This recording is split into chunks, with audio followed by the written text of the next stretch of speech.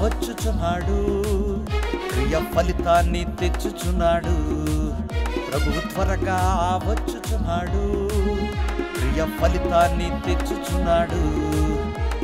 ప్రభువు రాక కొరకు కనిపెట్టుచున్నావా, సిద్ధపాటు కలిగి ఎదురు చూచుచున్నావా? ప్రభువు రాక కొరకు కనిపెట్టుచున్నావా, సిద్ధపాటు కలిగి ఎదురు చూచుచున్నావా? పరిశుద్ధముగా నిర్దోషముగా సత్క్రియలను పూర్తి చేసి సిద్ధముగా ఉన్నావా? పరిశుద్ధముగా నిర్దోషముగా సత్క్రియలను పూర్తి చేసి సిద్ధముగా ఉన్నావా? ప్రభువు త్వరగా వచ్చుచున్నాడు, క్రియ ఫలితాన్ని తెచ్చుచున్నాడు. ప్రభువు త్వరగా వచ్చుచున్నాడు, క్రియ ఫలితాన్ని తెచ్చుచున్నాడు.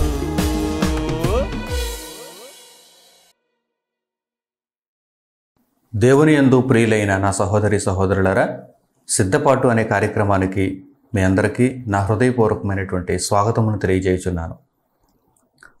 ప్రపంచవ్యాప్తంగా ఉన్నటువంటి మనుషులందరూ కూడా దేవుని యొక్క సంగతులను తెలుసుకొని దేవుని వాక్యములో నడుచుకొనుటకు తమ బ్రతుకులను ఆయుత్తపరచుకొనవలసింది పోగా దేవునికి భిన్నంగా ఆజ్ఞాతిక్రమం చేస్తూ పాపపు బ్రతుకులను కలిగి ఉండటం చాలా విచారకరం.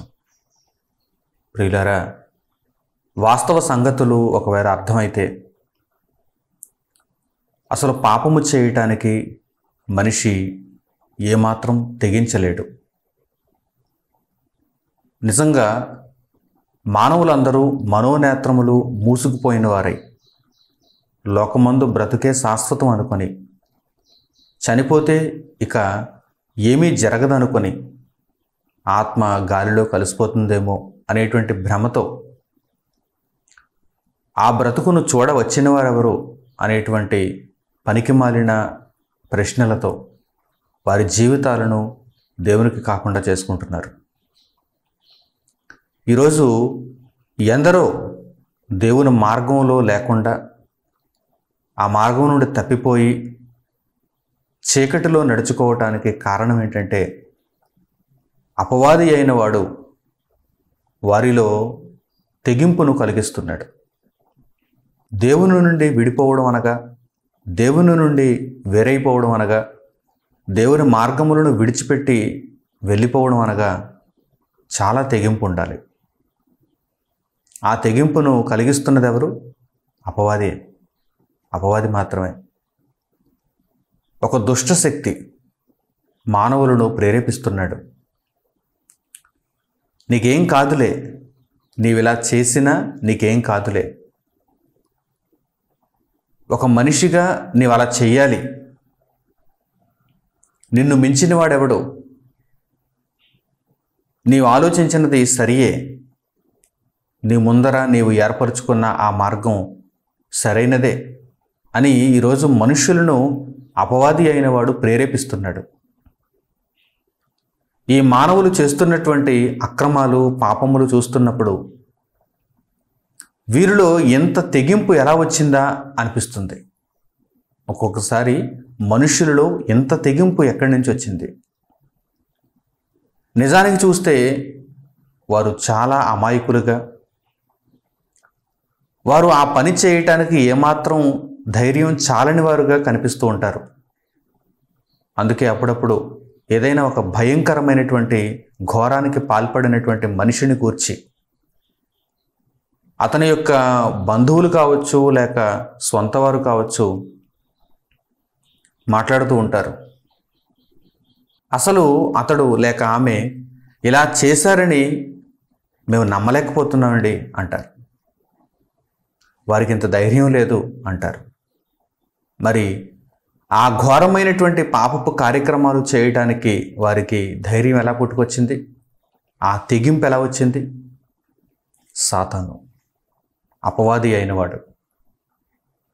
దీనికి జవాబు ప్రపంచంలో ఏ గ్రంథంలోనూ మీకు కనిపించదు. ఈరోజు మనుషులలో ఎన్నో ఘోరమైనటువంటి కార్యక్రమాలను మనం చూస్తున్నాం కదా. కొన్ని పరిస్థితులలో మనుషులు వారి జీవితాలను వారే ముగించుకుంటూ ఆత్మహత్య చేసుకుంటూ, అది కూడా ఒక తెగింపే. ఆత్మహత్య చేసుకుంటూ ఈ భూమి మీద లేకుండా వెళ్ళిపోతున్నారు. ఆయా పరిస్థితులలో వారికి వచ్చినటువంటి కష్టాలను ఎదుర్కోలేక, భరించలేక, ఒత్తిడికి గురై ఆత్మహత్య చేసుకుంటున్నారు. కొన్ని పరిస్థితులలో ఎదుటివారిని చంపేస్తున్నారు, మోసాలు చేస్తున్నారు, ఘోరాలకు పాల్పడుతున్నారు, అత్యాచారాలకు పాల్పడుతున్నారు, చంపేస్తున్నారు. ఇటువంటి సంఘటనలు మనం చూస్తున్నప్పుడు వీరిలో ఈ తెగింపు ఎలా వచ్చింది అనగానే, ప్రపంచంలో ఏ పుస్తకమైనా దీనికి సమాధానం చెప్పగలిగిందా? కేవలం పరిశుద్ధ గ్రంథమైన బైబిల్ మాత్రమే మనుషులలో ఇట్టి ప్రవర్తన ఉండటానికి ఆ తెగింపు ఎలా వస్తుందో పరిశుద్ధ గ్రంథమైన బైబిల్ మాత్రమే చక్కని సమాధానాన్ని నేర్పించింది. అందుకే ఈరోజు ప్రపంచంలో ఉన్న మానవులందరూ కూడా బైబిల్ దగ్గరకు రాగలిగితే, ఆదికాండము నుండి ప్రకటన గ్రంథం వరకు అందులో వ్రాయబడినటువంటి విశేషమైన దేవుని జ్ఞానపు సంగతులను చదివి నేర్చుకోగలిగితే ఇటువంటి ప్రశ్నలకు సమాధానాలు దొరుకుతాయి. మీ జీవితానికి ఒక అర్థం ఏర్పడుతుంది. మిమ్మల్ని మీరే ముగించుకునేవారుగా ఉండరు, ఎదుటివారిని మీరు హింసించేవారుగా, చంపేవారుగా కూడా ఉండరు. దేవుని కొరకు బ్రతికేవారుగా ఉంటారు. ఈరోజు ఎన్నో కార్యక్రమాలు, ఘోరమైన కార్యక్రమాలు, అసలు మనుషులలో ఇంత ఘోరమైన ప్రవర్తన ఉంటుందా అని ఆశ్చర్యపడేలా, ప్రేమించలేదని ఒక ప్రేమోన్మాది తన ప్రేయసిని చంపేశాడు. తన కుమార్తె వేరొకరితో వివాహం చేసుకుందని, తనకు నచ్చని వారితో వివాహం చేసుకుందని ఆ నచ్చని వ్యక్తిని చంపేస్తున్నారు. లేక తన కుమార్తెను కూడా చంపటానికి తల్లిదండ్రులు వెనకాడటం లేదు. ధనం కోసం హత్యలు, అక్రమ సంబంధాలకు అడ్డొస్తున్నారని హత్యలు, పసిపిల్లలను హత్యలు, ఎన్నెన్నో ఘోరమైనటువంటి వార్తలను ఈ సమాజంలో మన చుట్టూ ఉన్నటువంటి వారిలో మనం వినడం లేదా? ఇంకా భారీ అక్రమాలకు పాల్పడుతున్న వారు ఎందరో ఉన్నారు. అక్రమార్జన, వారికి వచ్చేటువంటి జీతం, ప్రభుత్వ జీతం వారికి సరిపోవటం లేదు. అక్రమార్జన, లంచగొండులుగా మారిపోతున్నారు, వ్యభిచారులుగా మారిపోతున్నారు, అక్రమకారులుగా మారిపోతున్నారు. ఇక తీవ్రవాదులు, ఉగ్రవాదులు అయితే వారి యొక్క ఆలోచన ఇక వారి వశంలో ఉండటం లేదు. అపవాది వారిని ఎలా ప్రేరేపిస్తే అలా వారు వెళ్ళిపోతున్నారు. అనేక మంది అమాయకులను ఒకేసారి బాంబు దడల ద్వారా అంతమొందింప చేయటానికి వారు ప్రణాళికలు రచిస్తున్నారు. ప్రియులారా, మనుష్యులలో ఈ ఘోరమైనటువంటి ప్రవర్తన ఎంతటిని మనం ఆలోచన చేసినప్పుడు వీరిలో ఇంత తెగింపు ఎలా వస్తుంది? ఇంత తెగింపు ఎలా వస్తుంది? ఉదాహరణకు ఒక ఉగ్రవాదిని మనం తీసుకుంటే, వాడు ఎటువంటి పని పాట లేనివాడు. ఉగ్రవాదంలోనికి ఎప్పుడు వెళతాడు? ఒక తీవ్రవాదంలోనికి ఎప్పుడు వెళతాడు? లోకంలో ఏ పని అతనికి రానప్పుడు, అతడు చేయటానికి ఇష్టం లేనప్పుడు, అతడు సమాజానికి దూరంగా వెళ్ళిపోయి తీవ్రవాదులుగా, ఉగ్రవాదులుగా మారిపోయి మరలా ఈ సమాజంలోనికి వచ్చి ఒక విధ్వంసం సృష్టించాలని, తాను చనిపోయానని సరే ఒక విధ్వంసం సృష్టించాలని వారు అనుకుంటున్నారు. అసలు వారికి ఏమీ రాదు. అసలు వారు ఆ పని చేశారంటే వారిలో ఆ తెగింపు ఎలా వచ్చింది? అలాగని వారిని కూర్చోబెట్టి, ఒకవేళ వారు పట్టుబడితే వారిని కూర్చోబెట్టి ప్రశ్నలు అడిగితే వారు ఏం చెప్పలేరు. వారికి అంత పరిజ్ఞానం ఉండదు. నన్ను ఈ పనికి నియమించుకున్నవాడు నాకు కొంత డబ్బు ఇస్తా అన్నాడండి, ఆ డబ్బును నేను నా కుటుంబానికి అందచేయమని కోరాను, వారు ఇచ్చినటువంటి తుపాకీలు, గ్రెనేడ్లు, బాంబులు పట్టుకుని వచ్చి ఇదిగో ఈ విధ్వంసానికి పాల్పడ్డానని వారు పట్టుబడితే చెబుతారు. వారి యొక్క జవాబులు మనం వింటున్నప్పుడు చాలా ఆశ్చర్యం కలుగుతుంది. ఎంత అమాయకుడు, ఎంత అవివేకి ఎలా ఈ కార్యక్రమానికి ఒడిగట్టాడు? అంటే వీడి వెనక ఉన్నది ఒక భయంకరమైనటువంటి శక్తి. వారిని నడిపిస్తున్నది ఒక దుష్టుడు, అపవాది.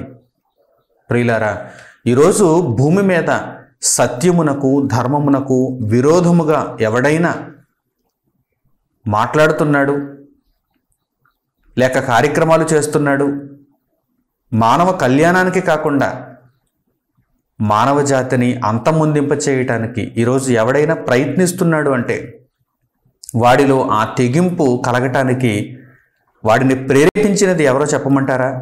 పరిశుద్ధ గ్రంథమైన బైబిల్లో ఉన్న సమాధానాన్ని బట్టి దుష్టుడు, అపవాది, సాతాను. ప్రారంభం నుంచి కూడా దేవుడు ఈ సంగతులను మనకు నేర్పిస్తున్నాడు. మొదటి కాలంలో, ఆదాము హవ్వల కాలంలో దేవుడు వారికి ఒక ఆజ్ఞ ఇచ్చాడు. ఈ తోటలోని చెట్ల ఫలములన్నిటినీ మీరు నిర్భయంతరంగా తినవచ్చును, తోట మధ్యనున్న మంచి చెడ్డల తెలివినిచ్చు వృక్ష ఫలాలను మీరు తినకూడదు. దేవుడు ఆజ్ఞ ఇచ్చాడు. బ్రతిమిలాడేటువంటి ఒక మాట కాదు అది. అది ఒక ఆజ్ఞ, హెచ్చరిక. ఒక విద్యుత్తును మనం ముట్టుకుంటే మనకు షాక్ తగులుతుంది కనుక మనం దూరంగా ఉండాలి. అదొక హెచ్చరిక కదా. హెచ్చరికల విషయంలో మనం ఎలా ఉంటాం? జాగ్రత్తగా ఉంటాం, అప్రమత్తంగా ఉంటాం. ఇదిగో ఈ తిరుగుతున్నటువంటి, వేగంతో తిరుగుతున్నటువంటి ఆ ఫ్యాన్ దగ్గరికి లేకపోతే ఒక మోటార్ దగ్గరికి మీరు వెళ్ళకూడదు, మీ చేతులు అక్కడ పెట్టకూడదు, అది ప్రమాదం. కనుక అక్కడ ఒక వార్నింగ్ మెసేజ్ ఇస్తారు. ఏదైనా ఒక ప్రమాదంగా కనిపిస్తున్నటువంటి పరిస్థితి నుండి మనం తప్పింపబడాలంటే కనుక ముందుగా వార్నింగ్ మెసేజ్లు అక్కడ పెడుతూ ఉంటారు. దేవుడు కూడా ఆదాము హవ్వలకు ఒక వార్నింగ్ మెసేజ్ ఇచ్చాడు.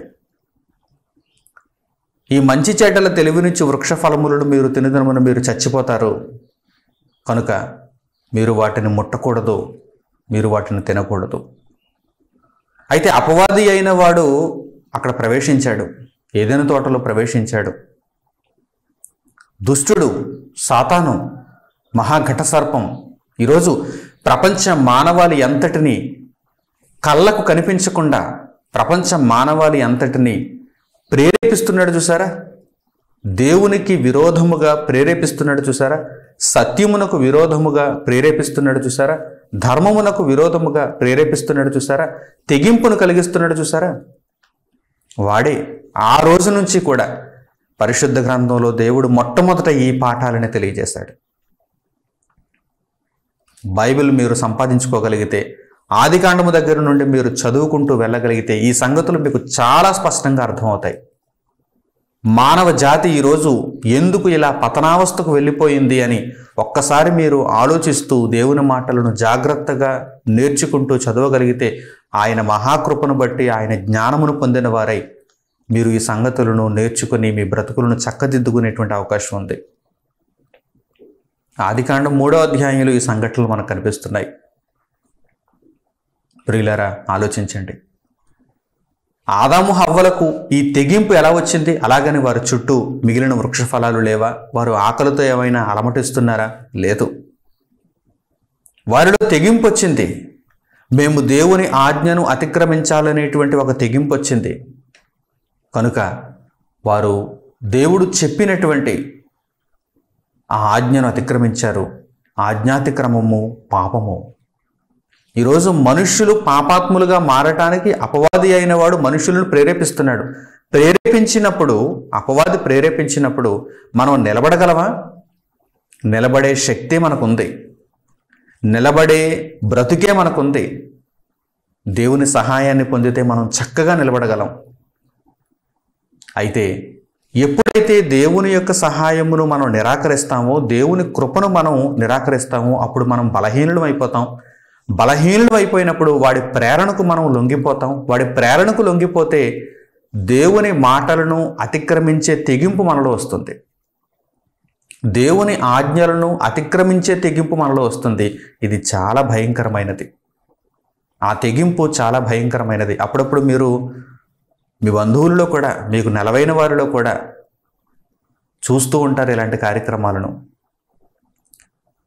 వీడిలో ఎంత తెగింపు ఎలా వచ్చింది, ఆత్మహత్య చేసుకున్నాడు అంటూ ఉంటారు. వీడు ప్రతిరోజు మనతో తిరిగేవాడే, ఈమె ప్రతిరోజు మనతో తిరుగుతున్నటువంటి ఆ బాలికే, ఆ స్త్రీయే. హాస్టల్లో ఉంటూ అప్పుడప్పుడు ఈరోజు ఉరి వేసుకుంటున్నారు చూడండి. ఆ ఒత్తిడి తట్టుకోలేక చదువుకుంటున్నటువంటి విద్యార్థినులు ఉరేసుకుంటున్నారు. ప్రియులారా, ఇలాంటి మాటలు మనం వింటున్నప్పుడు వెంటనే జ్ఞాపకం చేసుకోవలసినటువంటి సందర్భాలు ఇవేనండి. ఆదాము హవ్వలు ఆ రోజు ఒక తెగింపును చూపించారు. దేవుని మాటలను అతిక్రమించాలనేటువంటి ఒక తెగింపును చూపించారు. కనుక ఏమైపోయారు? చచ్చిపోయారండి. వారు ఆత్మీయంగా చనిపోయారు. దేవుడు చెప్పిన మాట నెరవేరింది. శారీరకంగా మరణం అంటారా? నరులారా తిరిగి రండని ఆయన సెలవిచ్చినప్పుడు ఖచ్చితంగా ప్రతి నరుడు వెళ్ళాల్సిందే. ఈ దేహమును విడిచిపెట్టి ఆత్మగా వెళ్ళాల్సిందే. కానీ ఆత్మీయంగా చనిపోతే గనుక అది భయంకరమైనటువంటి పరిస్థితి. అక్కడితో అపవాది ఆగడాలు ఆగిపోయాయి అనుకుంటున్నారా? ఆ తర్వాత వెంటనే ఆదము హవ్వల గర్భాన కయ్యను పుట్టాడు, హేబెలు పుట్టాడు. వీరిద్దరూ అన్నదమ్ములుగా దేవుని కొరకు బ్రతకవలసిన వారుగా ఉండాల్సినటువంటి పరిస్థితులలో కయ్యనులో కూడా ఒక తెగింపు వచ్చింది. ఏంటా తెగింపు? తన తమ్ముడైన హేబెలు మీద పడి ఆ తమ్ముడిని చంపాలనేటువంటి తెగింపు వచ్చింది. ఎక్కడి నుంచి వచ్చిందయ్యా ఈ తెగింపు? అపవాది, దుష్టుడు. మరలా దేవుడు ఆ విషయాలను మనకు రాయించడు. వీటి వెనక ఎవరు ఉన్నారో మనం తెలుసుకోవటానికి ఆదాము హవ్వల దగ్గరకు మనం వెళ్ళినప్పుడు ప్రస్ఫుటంగా మనకు అర్థమవుతుంది కదా. అప్పటి నుండి వాడు స్వైర విహారం చేస్తున్నాడని దేవుడు మనకు తెలియజేస్తున్నాడు. కయీనులో ఈ తెగింపు ఎలా వచ్చిందని ఒక్కసారి మీరు పరిశోధనాత్మకంగా ఆలోచన చేయండి. తన తమ్ముణ్ణి చంపాలనేటువంటి ఆలోచన, ఆ తెగింపు కయీనులో ఎలా వచ్చింది?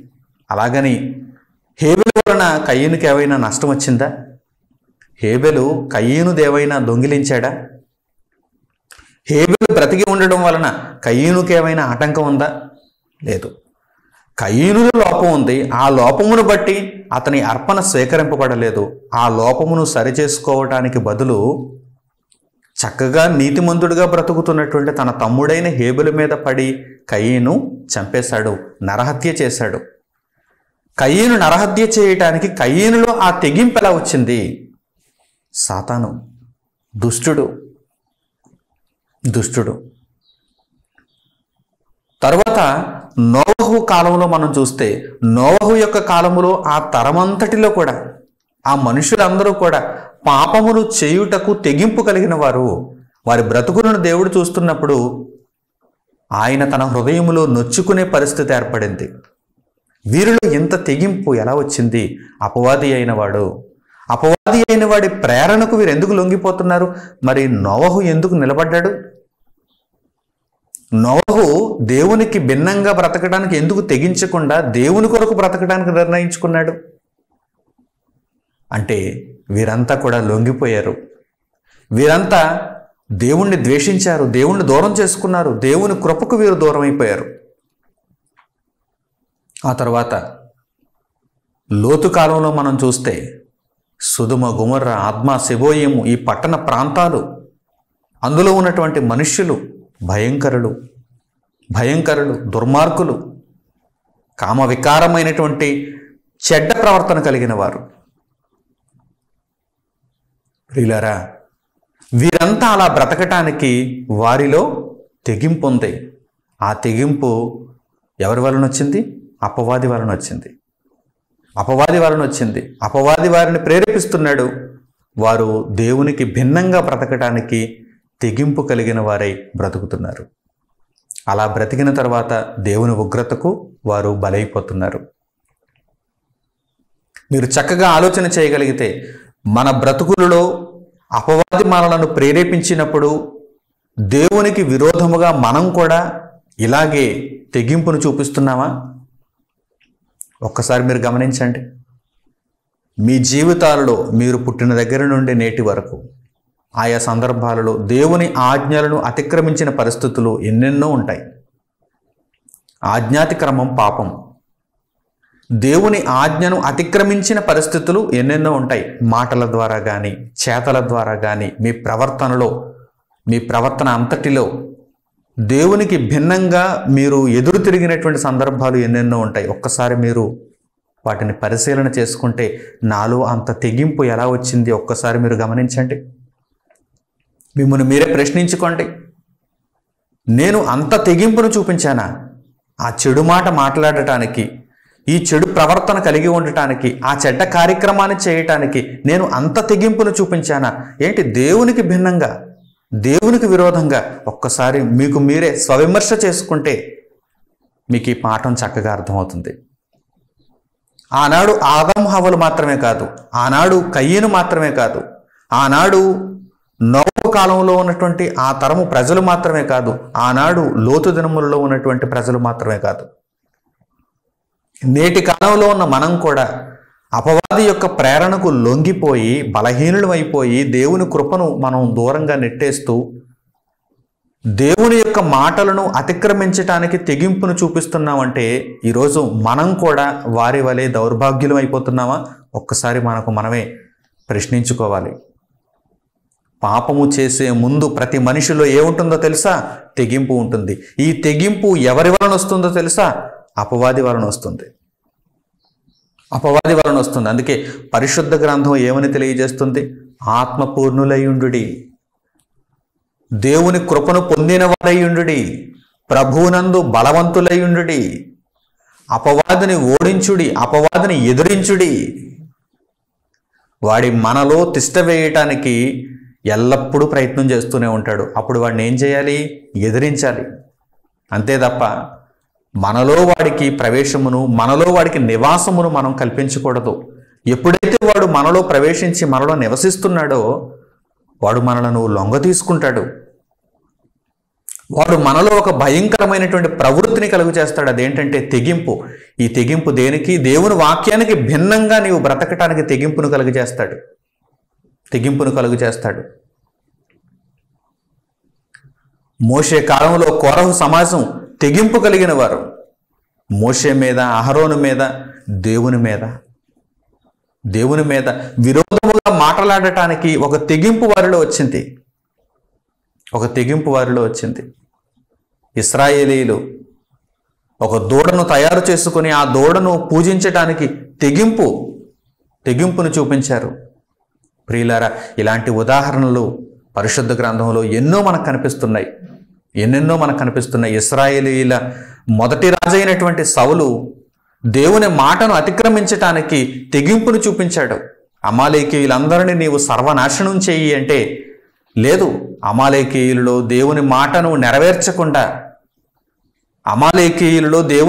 నెరవేర్చకుండా అతనికి నచ్చినటువంటి విధానాన్ని అక్కడ అతడు అవలంబించాడు. కొందరిని బ్రతకనిచ్చాడు, కొన్ని జంతువులను బ్రతకనిచ్చాడు. దేవుని మాటను పట్టించుకోలేదు. పైగా దేవుని కొరకే వీటిని నేను ఉండనిచ్చానని చెబుతున్నాడు. అంటే దేవుని మాటను అతిక్రమించటానికి ఇశ్రాయేలీయులలో రాజుగా ఎంచబడినటువంటి సౌలుకు ఏమొచ్చిందన్నమాట? తెగింపు వచ్చింది. సౌలును ఇశ్రాయేలీయుల మీద రాజుగా అభిషేకించినటువంటి సమూయేలు సైతం ఆశ్చర్యపోయాడు, దుఃఖపడ్డాడు, బాధపడ్డాడు. ఇంత తెగింపు నీలో వచ్చిందా? దేవుని మాటను అతిక్రమించడానికి ఇంత తెగింపు నీలో వచ్చిందా? అంటే నీవు భయంకరుడవు, నీవు దుష్టుడు అయిపోయావు. మరొక శ్రేష్ఠుడైనటువంటి నీతిమంతుడైనటువంటి వ్యక్తిని ఇశ్రాయేలీయుల కొరకు నేను రాజుగా వెతకాల్సిందే. దేవుని చిత్తమును బట్టి అతన్ని నేను రాజుగా అభిషేకించాల్సిందే అని సమూయేలు భావించాడు.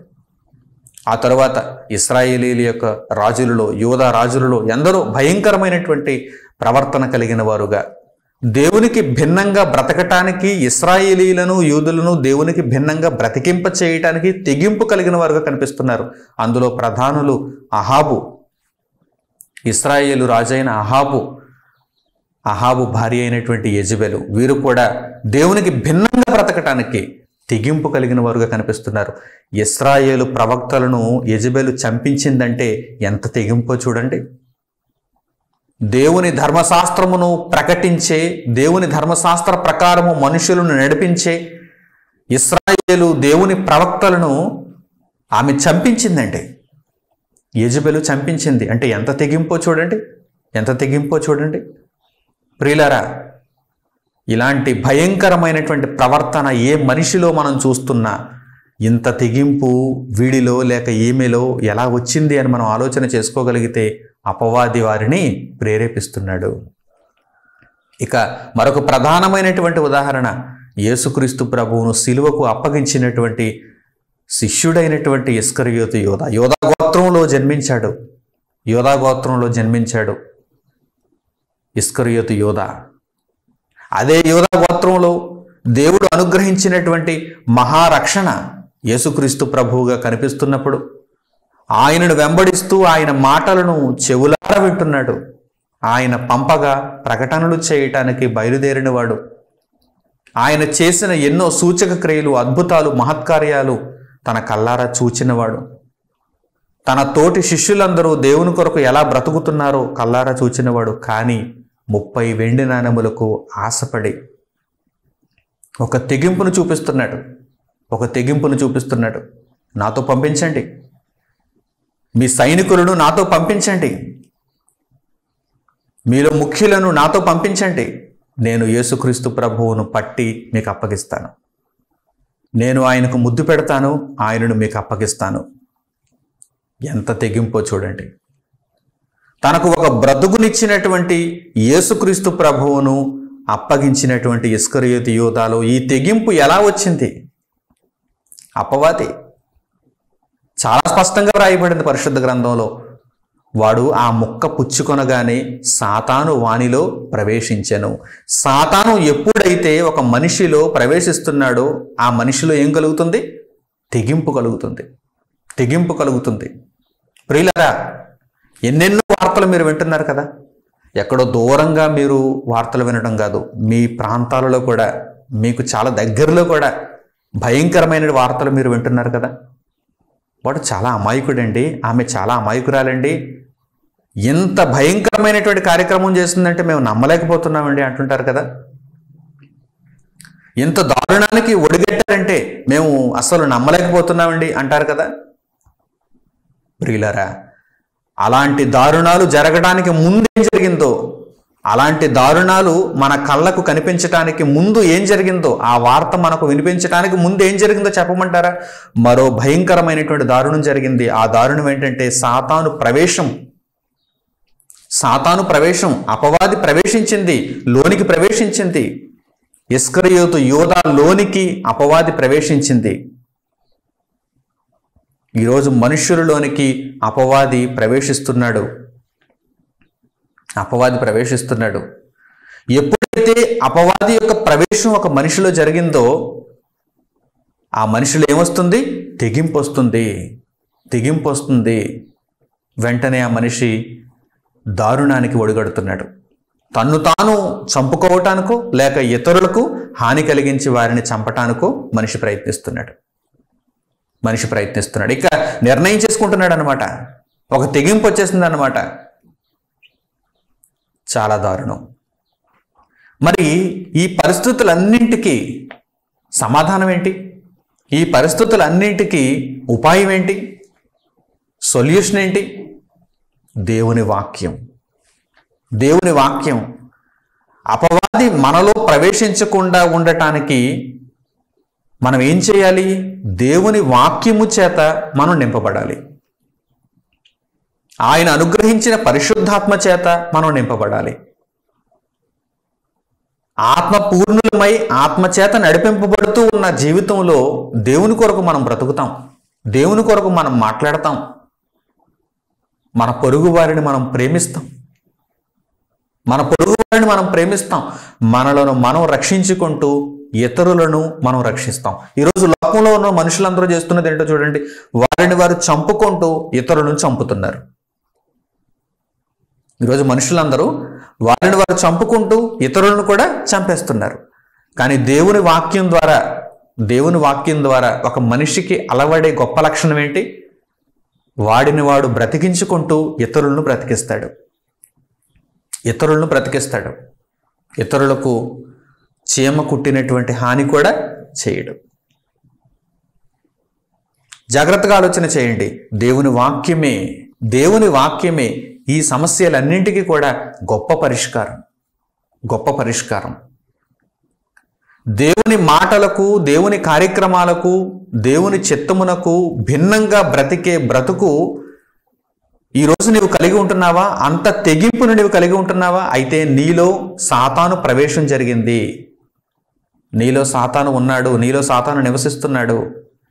మరి ఈ సాతానును నీవు పారద్రోలాలంటే, ఈ సాతాను నుండి నీవు విముక్తిని పొందాలంటే ప్రభువైన యేసు దగ్గరకు రావాలి.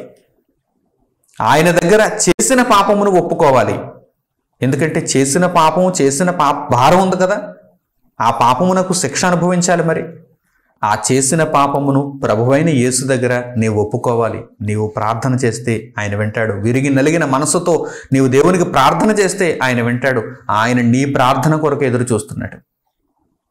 నీవు ప్రార్థన చేస్తావని ఆయన ఎదురు చూస్తున్నాడు.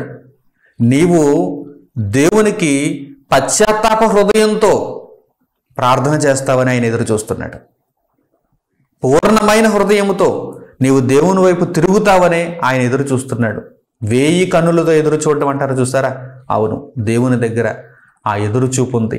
నీవు ఆయన వైపు తిరుగుతావని, ఆయన కొరకు బ్రతకాలని నిర్ణయాలను తీసుకుంటావని, పాపక్షమాపణ నొందటానికి, ప్రభువైన యేసు మార్గములో నీవు నడవటానికి ప్రార్థిస్తావని ఆయన ఎదురు చూస్తున్నాడు. నీవు ఏ స్థితిలో ఉన్నా సరే తండ్రి అని దేవునికి ప్రార్థన చెయ్యి. నీ పాపపు జీవితమును, గత జీవితమును దేవుని ఎదుట నీవు ఒప్పుకొని, నీవు ఒప్పుకోవడం అంటే అర్థం ఏంటి? నిన్ను నీవే తగ్గించుకొని తండ్రి, నీకు విరోధముగా, పరలోకమునకు విరోధముగా నేను పాపము చేసి ఉన్నాను గనక నా పాపమును ప్రభువైన యేసు ద్వారా క్షమించి నూతన జీవితమును నాకు అనుగ్రహించు తండ్రి అని మీరు తండ్రిని ప్రార్థించగలిగితే దేవుడు మీ మనస్సును చూచి, పశ్చాత్తాప హృదయమును చూచి తప్పకుండా ప్రభువైన యేసు ద్వారా మీకు క్షమాపణ అనుగ్రహిస్తాడు. ఆయన నామమున మీకు పరిశుద్ధాత్మను కూడా దయచేస్తాడు. మీరు బాప్తిస్మమును అందితే పరిశుద్ధాత్మను పొందిన వారై, ఆత్మతో నింపబడిన వారైతే కనుక పాపము చేయటానికి తెగింపును కలిగించే దుష్టుడు ఇక మీలో ప్రవేశించలేడు. వాడు మీతో పోరాడుతూ ఉంటాడు, వాడు మీతో యుద్ధం చేస్తూ ఉంటాడు. అయితే మీరు ఆ పోరాటంలో వాడిని ఎదిరిస్తూ ఉంటారు, దేవుని కొరకు బ్రతుకుతూ ఉంటారు. మీలో ప్రవేశించటానికి వాడు ప్రయత్నిస్తూ ఉంటాడు. కానీ మీరు ఆత్మపూర్ణులైతే, ఆత్మతో నింపబడిన వారైతే వాడిని ఎదిరిస్తారు, వాడిని మీ కాళ్ళ క్రింద చితకత్రొక్కుతారు. దేవుని పనులలో ముందుకు వెళతారు, దేవుని చిత్తాన్ని నెరవేర్చుచు దేవుని కొరకు బ్రతుకుతారు. ప్రియులైన నా సహోదరి సహోదరులారా, పరిశుద్ధ గ్రంథంలో ఈ వివరాలన్నీ కూడా చక్కగా పొందుపరచబడ్డాయి.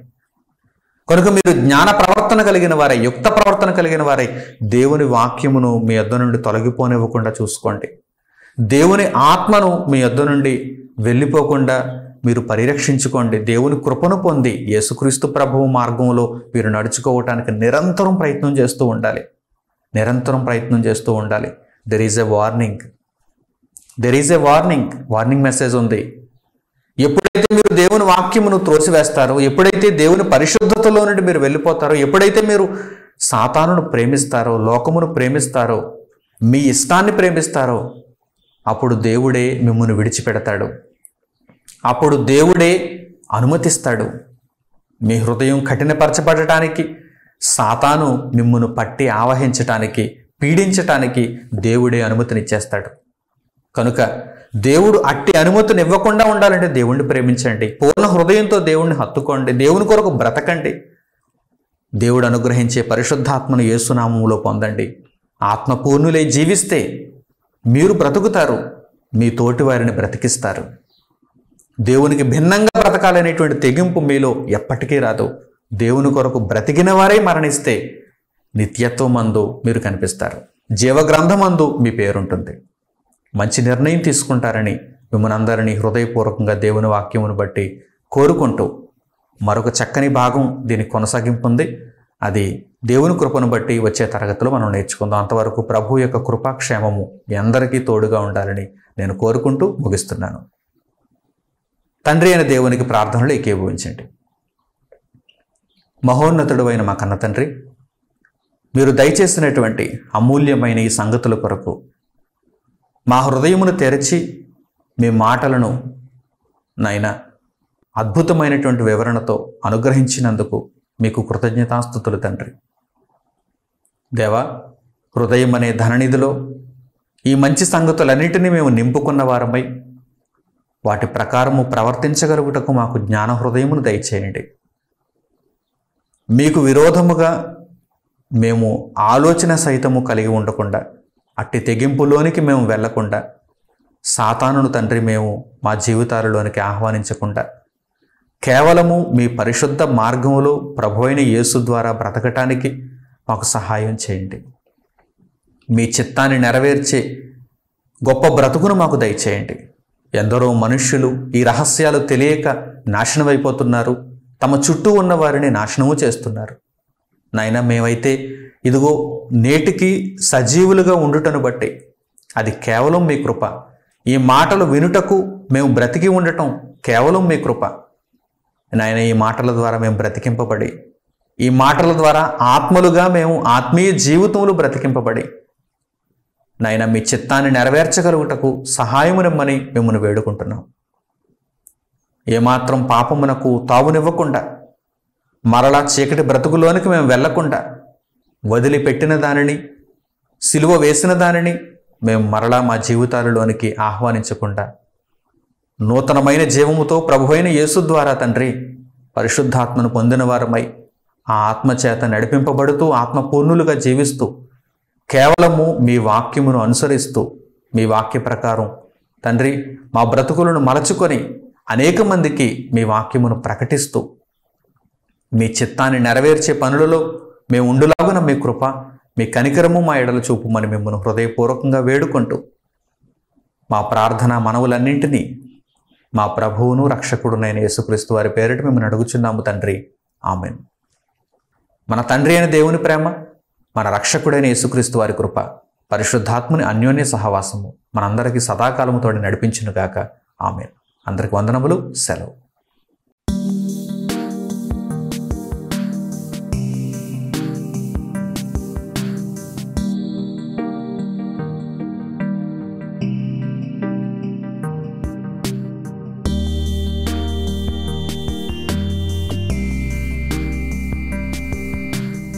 సహోదరులు మణికుమార్ గారు ప్రసంగించిన ఎన్నో ఆత్మ సంబంధమైన సంగతులను ఉచితముగా వీక్షించుటకు మా యూట్యూబ్ ఛానల్స్ ను తప్పక దర్శించండి. మా సమాచారమును ఎప్పటికప్పుడు తెలుసుకుని ఆత్మీయాభివృద్ధి నొందవలనంటే మా యూట్యూబ్ ఛానల్స్ ను సబ్స్క్రైబ్ చేసుకోండి. సత్వర నోటిఫికేషన్ల కొరకు సబ్స్క్రైబ్ బటన్ ప్రక్కనే ఉన్న బెల్ సింబల్ ను క్లిక్ చేయండి. మరిన్ని వివరములకు మీరు సంప్రదించవలసిన మా ఫోన్ నెంబర్స్ 8978414178 మరియు 8333927666. ధన్యవాదములు. ఈ కార్యక్రమమును అనేక మందికి పరిచయం చేయగలరని ఆశిస్తున్నాము. ప్రభువైన యేసుక్రీస్తు పేరిట మీకు శుభములు.